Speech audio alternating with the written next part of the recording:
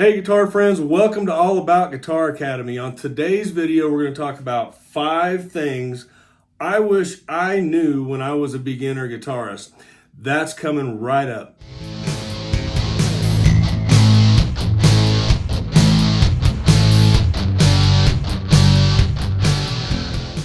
Okay, let's jump into this. Whether you're brand new at guitar or you've been playing for many years, I think you're going to find this video valuable information. And I encourage you to put in the comments anything you'd like to add for the newbies here if you're an experienced guitarist, and also any questions or suggestions that you might have for the channel. I always welcome your comments. So let's jump right into today's lesson. All right. Let's start with number 1 out of 5. Things that I wish I would have known as a beginner guitarist. Here's number 1. You don't have to learn to read music to play guitar.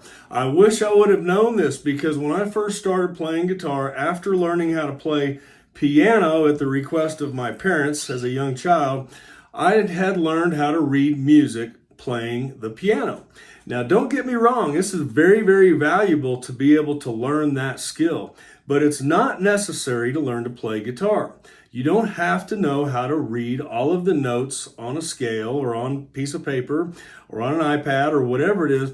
You don't need to learn all of the notes right away. You can do that over time if you even decide to do that. I know a lot of guitarists that don't even read music and they're wonderful guitarists. So, as far as reading music goes, it is important to learn the notes of the guitar, and we cover that in all of our courses and lessons here at YouTube and at our Guitar Academy. So I would recommend you learn the notes on your guitar, not so much on the fretboard. That can come later, but you've got E, B, G, D, A, E on your guitar strings. Learn those.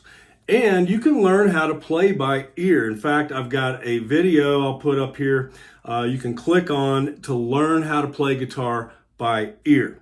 Reading music is not a requirement. However, I would say that chord charts are very helpful. I would definitely learn how to play chords using chord charts. A chord chart, and I'll put one up here, simply shows you where to put your fingers on the fretboard of the guitar. And that is very important. Now, you don't have to do that at the very beginning of learning to play guitar. And that brings us to number 2 thing that I wish I would have known as a beginner guitarist, and that is strumming patterns. I would recommend that before you even learn chords and where to put your fingers on the guitar, take your fingers off of the guitar and learn how to strum. So we don't need to put any fingers on the fretboard. We just want to practice with our right hand or our left hand, if you're a lefty, how to strum. And a really good way to do that, and I teach this in my courses and in my lessons, is to get used to making your wrist very loose. You want it really loose, like you're wringing water off of your fingers or something like that. And when you first start to strum the guitar, what you want to do is just try strumming without using your fretting hand and go like this.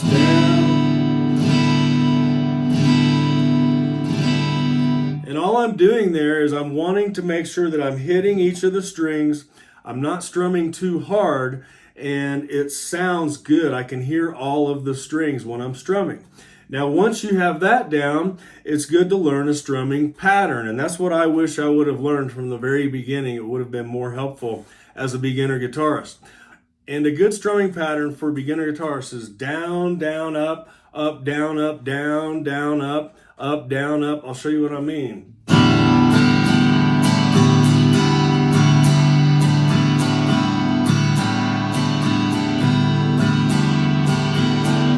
All we're doing is going down, down, up, down, up, down, down, up, down, up, down, down, up, down, up, down, down, up. It's as simple as that. You're going to use that in a lot of songs. A lot of your music is going to have that strumming pattern. If I added a chord to it,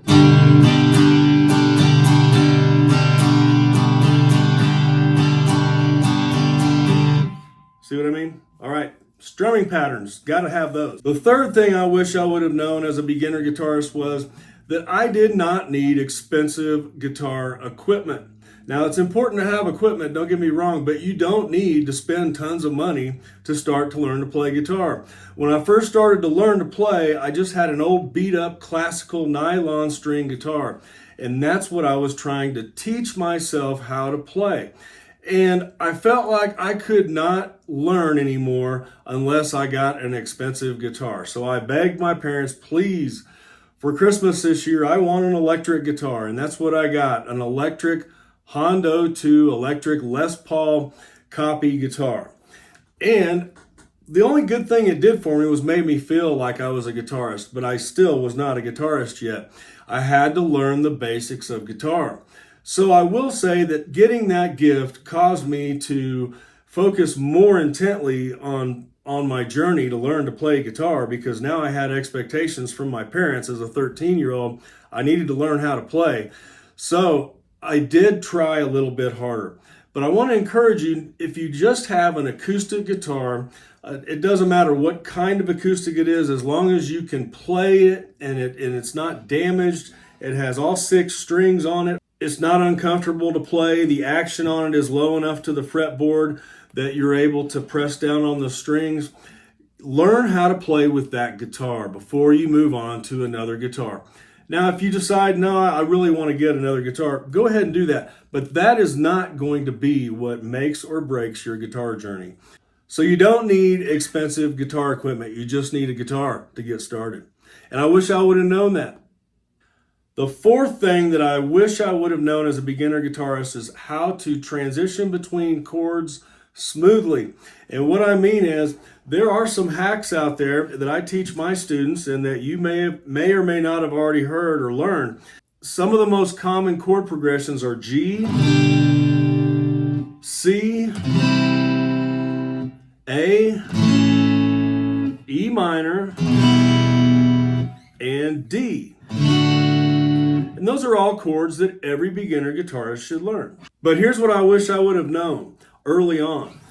Play G major like this. Okay, and what I'm doing here, I'm keeping my third finger on the 3rd fret of the G major chord. I'm pressing down on string 1 and 2 at the same time. So it sounds like this. Now, the reason I'm showing you to cover these first 2 strings for your G major, and if you've already learned it like this with fingers 3 and your pinky finger, finger 4, like this, that is totally fine. It works the same way. But I've gotten used to, over the years, using my 3rd finger to cover string 1 and 2 for this G major chord. Then when I want to go to a C, I don't have to move all of my fingers like this. I can go from G major, keep my 3rd finger right where it's at, take fingers 1 and 2 and just move them down towards the floor, 1 string over, and now I've got a C add 9. I'm not going to play the low E string. My thumb is going to muffle that, but now I've got a C chord. It's a C add 9. Okay, then to go to E minor, the only thing I have to do is keep this finger right here, and I can cover strings 5 and 4 with my index finger, mute the string in the middle, and I've got an E minor chord with a G. To enhance it, it sounds like this. Okay, so I've got G major, C add 9, E minor. Now if I want to go to an A chord, for example, I can go to A just like this, moving my index finger down 1 more string and starting with the open A string. Okay. I have not moved my 3rd finger the whole time. Now I can go to D major, for example, and I'm already ready for that. I can even leave my finger covering up string 1 and 2 at the same time. It sounds like this. So let's put all those together.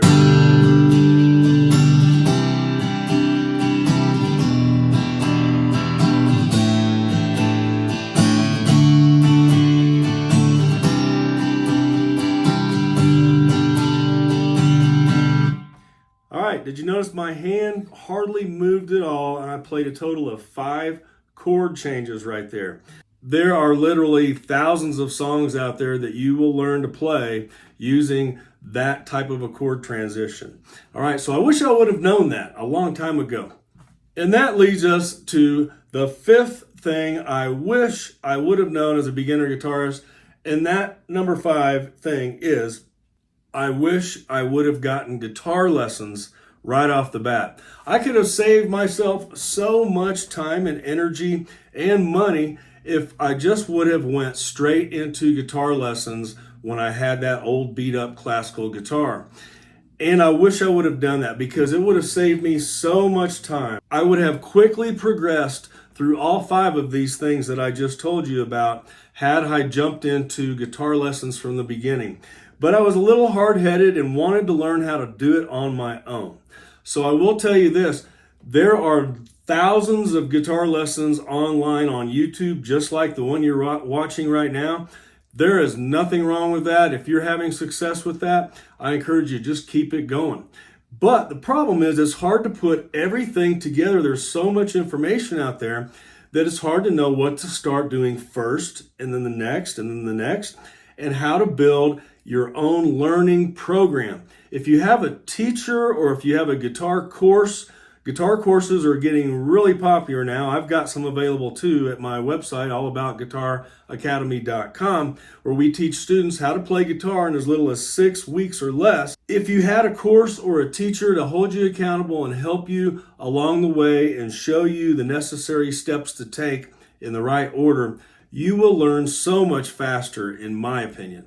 I'd like to know your comments. Please share those with me and the rest of the community. How did you learn to play guitar? What are you doing right now to learn to play?